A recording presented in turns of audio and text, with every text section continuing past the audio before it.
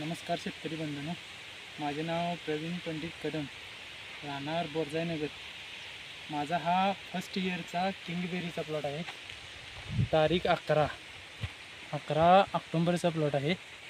तरी ह्या प्लॉटमध्ये फुटण्यासाठी स्पीड फार कमी होती आणि दाताडल्यासारखा प्लॉट होत होता. यासाठी आपण रिचर हे प्रोडक्ट जमिनीतून दिलेले आहे.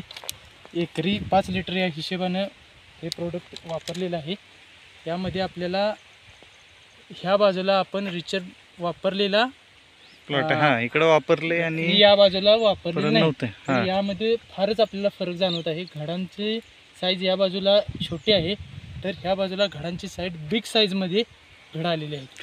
आणि एक तुम्ही अजून ऑब्झर्व केले, कमी पानामध्ये हे घड बाहेर पडलेत.